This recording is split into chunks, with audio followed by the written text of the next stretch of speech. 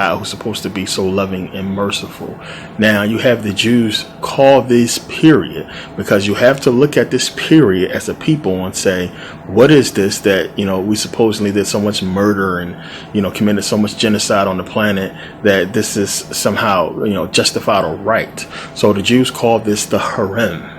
The herim basically tries to justify or basically try to explain the murder and genocide of the Jews. So now it says here, and this is basically exploring the deeper meaning of the herim. In the Old Testament, there are a number of books that contain violent stories that may shock the casual reader. Of course, some of these stories seem to encourage not only the slaughtering of enemy armies, but also the murder of innocent civilians.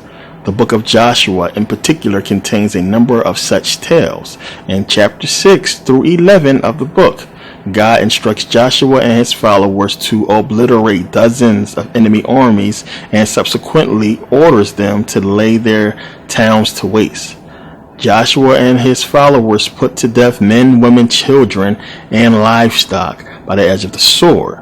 Biblical scholars refer to this process of systematic destruction in which all those who oppose the Lord are laid to waste as the herim. Many readers find this concept to be highly disturbing. Some feel it runs counter to Christian and Jewish belief. They question why the loving and merciful Lord would command his followers to carry out these gruesome acts.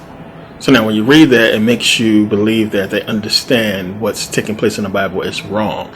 And that if you put this in the context of today, with human life today, real world, if you had a person that was purposely, knowingly taking human lives, what you side with that person.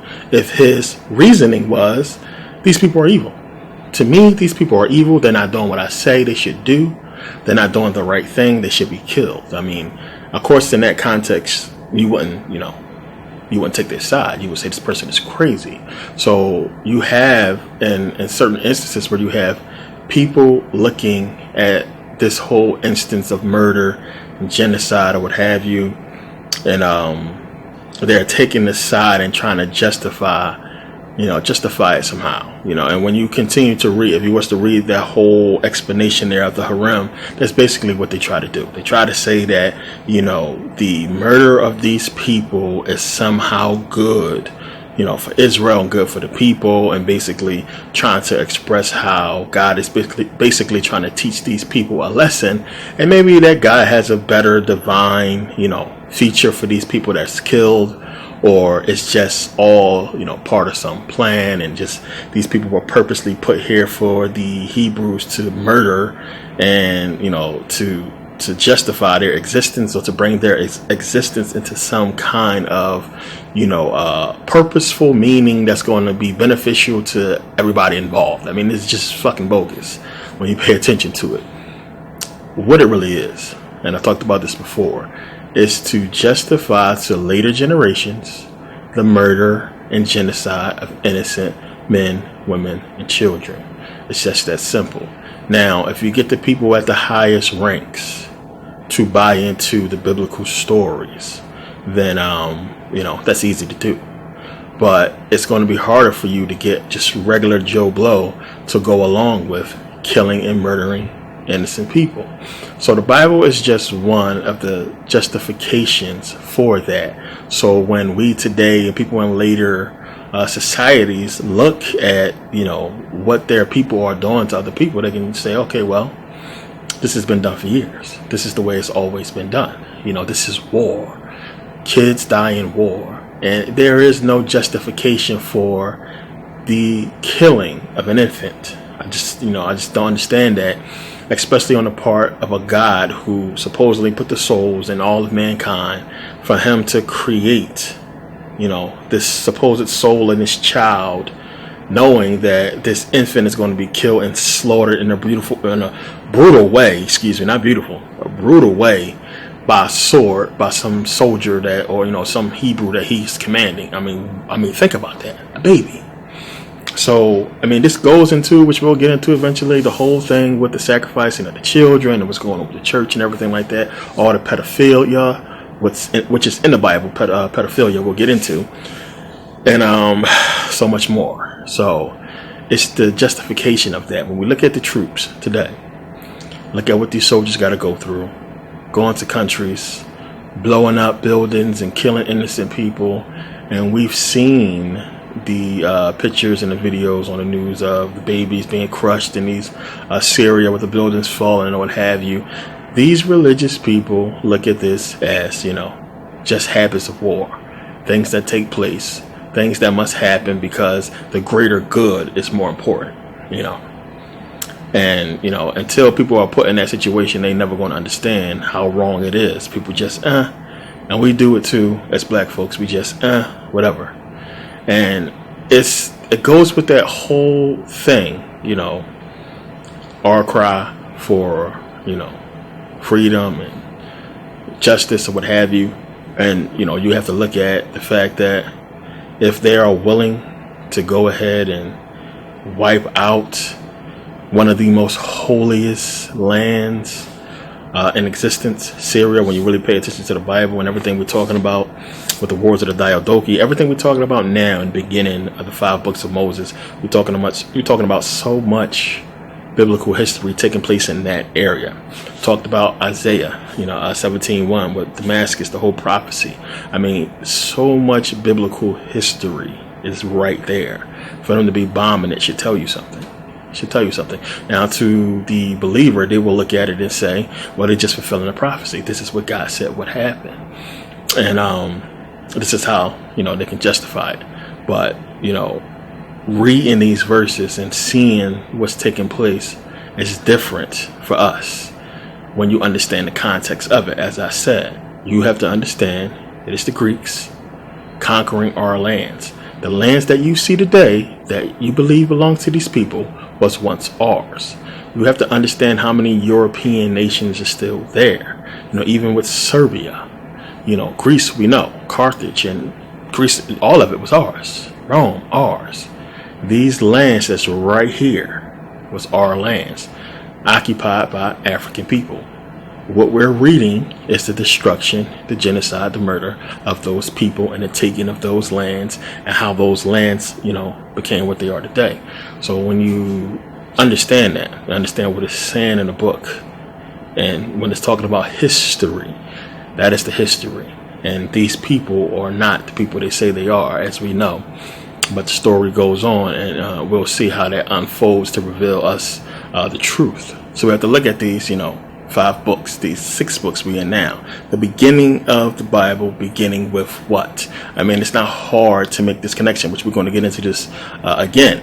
But quick connection. When we look at history itself, where it's beginning, seemingly beginning with Kemet. And then you have all of a sudden the rule of the Europeans, the fall of Egypt, the rise of the European powers, what's taking place. When you look at the beginning of Genesis, you have clear as day, them, talk about Egypt and eventually them coming into power, so on and so forth. But, we're going to get into this later. But you have, as I said before, Rahab taking the people in and her basically explaining to them that she understand who they are. But we want to read this. So it's saying here in this chapter 2:9, and she said unto the men, I know that the Lord hath given you the land, and that your terror, choice word, terror, is fallen upon us. Think about that. And that all the inhabitants of the land faint because of you. For we have heard how the Lord dried up the water of the Red Sea for you when ye come out of Egypt, and what ye did unto the 2 kings of the Amorites that were on the other side, Jordan, Sihon, and Og, whom ye utterly destroyed. And as soon as we had heard these things, our hearts did melt. Neither did there remain any more courage in any man because of you. For the Lord your God, He is God in heaven above and in earth beneath. And again, you have to get into this to understand what we're talking about here with these people calling this a loving and just God. I mean, we make ourselves believe in these explanations, but you have to ask yourself. I mean, it's not saying in the book that I want you to go out and try to convert these people. If they convert and listen to you and believe that the Lord is with you and what have you, then we leave these people alone. They can join the group. He's saying, forget that. Give them no chance. He's saying, forget that. Give them no chance, no choice to survive. Just kill them. And it makes you want to understand, because we're not giving any story. We're not giving a story or justification for the murder and genocide of these people. Plain and simple. It's not given to us. Why kill them? Unless this is takeover, which is what it is. We trying to justify it in the sense that, God knows all. He knows what's best. And for some reason, these people are supposed to be wiped out and destroyed. But when you have a person come forth with an understanding, I mean, it's one thing to think of it as if these people are some like monsters or something, devil worshippers, demons, or what have you. And we're going to get into this later, because it's the reason why they keep putting these people with worshiping Baal, which we'll get into that. It's no justification though. It's not saying anything like that. It's just saying utterly destroy them, get them out of here, because this is a takeover. We wasn't doing nothing wrong. But when you have a person come forward and just seemingly be normal, and it's basically asking you for mercy, saying, we heard about y'all. Like, if it's something that we can do to change in order to not be slaughtered, we'll do it. But, it seems as if, and as she said, from her point of view, the terror of you and your God has fallen on us, and we're trembling and we're scared and we're worried. Do what you got to do. Don't kill my people, is what she'll say later. But look at the context in which she put it in. And you're God and you're a Lord, and they're trying to make it like, this God is the right God or what have you. And it's crazy. But throughout in the Old Testament, it's giving you the understanding of these different gods. Plain and simple. And that's something that a lot of people don't just pick up on or even elaborate more on, is why is it that it seems as if God is worried about these gods as if they really exist and have more power or equal power to him. That's something you got to think about, which again, we'll get into. It's deep, but you got to look at that. Like, why is it like, if you're supposed to be the number one, the only God who created all this, who is these so-called gods they're talking about? Because you're not going to sit there and worship these gods if there's no power coming from them. But yet we turn and we look at Israel, the Israelites, and they come and they got all this power and all this magic and stuff happening with them, and they conquering and taking over. Tell me who's the true God. Why would it even be any opposition to this God who created everything? Why would you create opposition for yourself? And this is stuff they're not going to talk about. You have to ask yourselves these questions. If you're a God, you're a jealous God. You wiping out millions of people because you're a jealous God, because they worshiping things that you created. Why would you create your competition? It just doesn't make sense. So you have to understand when it's trying to give you takeover, conquest, and no explanation. That's what it's giving you. And it's the preacher's job to get you to accept that, for you to just say, well, just what God wants, so oh well, that's the way it is. And this is what people are doing. So the Hebrews, as we're going to get into in the next book, in Judges, more crushing for the Hebrews, as you'll see. They're trying to look at this stuff leading up to, because we already passed Deuteronomy, but leading up to modern day, and giving you an excuse as to why we are in this situation. And as you're going to see in Judges, and it's just crazy. But this is sort of kind of, as I've been talking about, the conquest of us and what's taking place, in them trying to basically justify somehow that this is supposed to happen. But you have Reb basically saying, we heard about you. And as I said before, you would think she's talking about, we heard about the parting of the sea. We heard about this. Remember, she said that we know about the river drying up. We know about y'all people going to conquer. And if she heard about it, then other people heard about it. Other civilizations heard about it. Nobody wrote about it. Nobody talked about it. Nobody put it in stone.